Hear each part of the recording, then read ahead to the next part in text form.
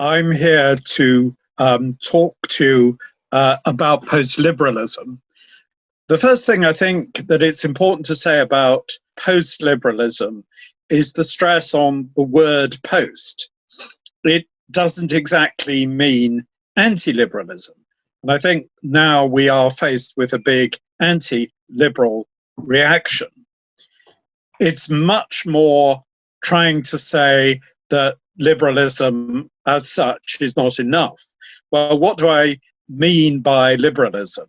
For the purposes of this talk and my political philosophy, I'm defining liberalism as a political position that wants to start with the isolated individual, the isolated, atomic, abstracted individual, not considered in their relationality or their historical situation, and so on, but treats the individual as basic. And from that follows, I think, two alternative values which can get combined.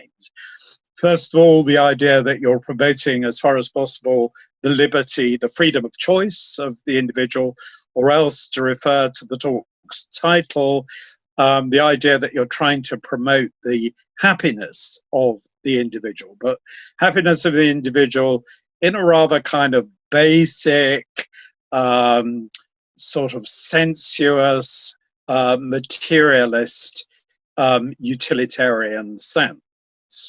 So on the one hand, we've got what philosophers call negative liberty, freedom of choice. On the other hand, we've got happiness. And both of those things, of course, are very important, but are they enough? Are they sufficient?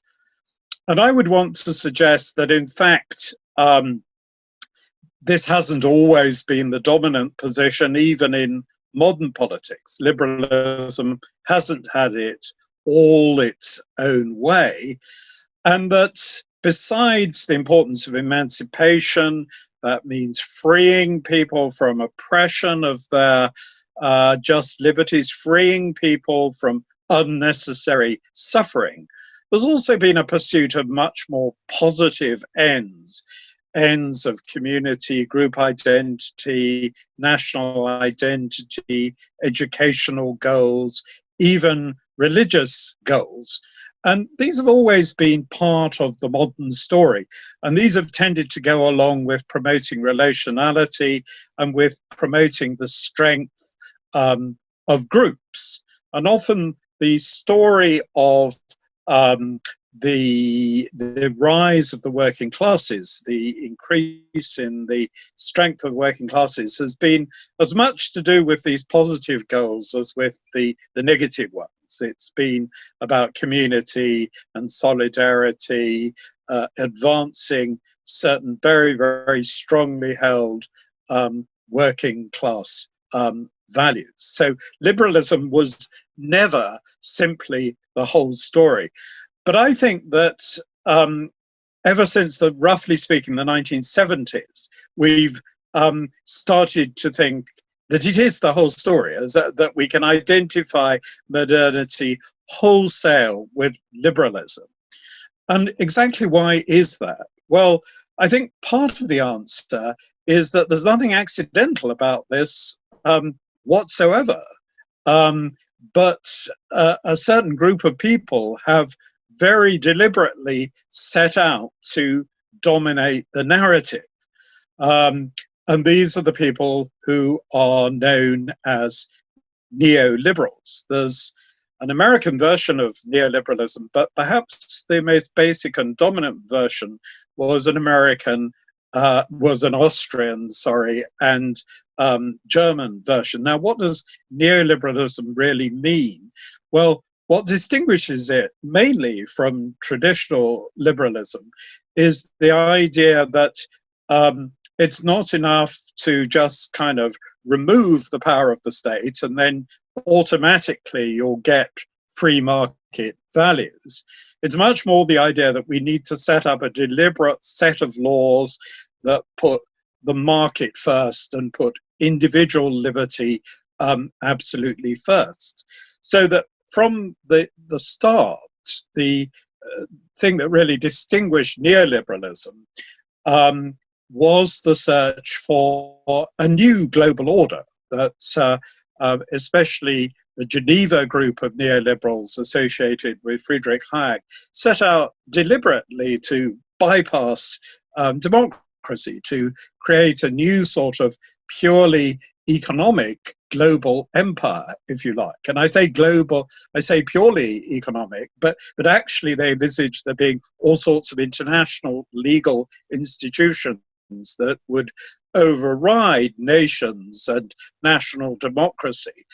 And they were also very keen on the idea that laws would be mainly made by judges rather than by sovereign parliaments. I'm exaggerating a little, but really only a very little. There was a kind of overriding of national democracy intended from the outset. And the fear here was primarily a fear of socialism and of people who want to redistribute economic resources. That was seen as interfering with the purity of the market. So if we now live in an era where we talk a lot about globalization, to some degree, that's not an accident. That's not just something historically inevitable.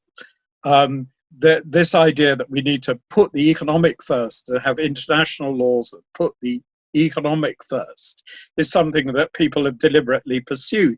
And over the course of time, if not originally, that aim for an international economic empire got fused with a discourse about human rights. And again, the idea that individual rights must be put above individual duties or relational solidarity, that has come more and more to dominate. And the idea then that maybe the courts, especially courts in charge of human rights, can override collective decisions. And I think that already in that marriage between economic liberty and human rights, you've got one example of the next thing that I want to talk about, the peculiarity of the liberal domination of the times in which we live.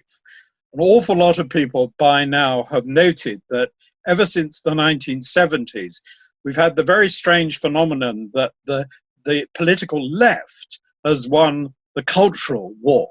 If we think about personal relations and sexuality and so on.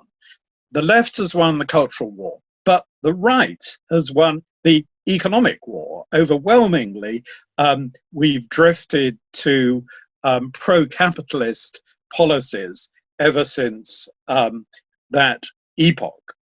Now, again, as an awful lot of people have by now said, this makes much more sense if you stop thinking in terms of left and right. And if you say, well, basically, it's the rich that have won. And rich people have always been people, or often anyway, have been people, if they're not constrained, who want wealth in order to do just what they like. In other words, left-wing cultural liberalism and right-wing economic liberalism are really two halves of the same picture. And they've tended to converge. And actually, if you look at the evidence, from quite early on, new left cultural liberals started to drift in a more and more pro-free market direction. So we've got this combination of cultural liberalism and so-called economic conservatism, although economic liberalism would be more the right way to understand that. Now, the extraordinary thing is that although that combination dominates of left culture, right-wing economics, there's an awful lot of evidence that it's the exact opposite of what most people want. Most people are culturally really inclined to be quite conservative. They're not intolerant, but they put a very strong value on family, place, inherited tradition, national tradition, sometimes on religious community. On the other hand, they do have an increasing sense that the current economic setup is very, very unfair. There's increasing inequality, absolutely massive salary differentials, an increasing power of the super rich or unaccountable who go in for tax evasion. To continue watching this video, click the link in the top left or in the description below. Or visit iai.tv for more debates and talks from the world's leading thinkers on today's biggest ideas.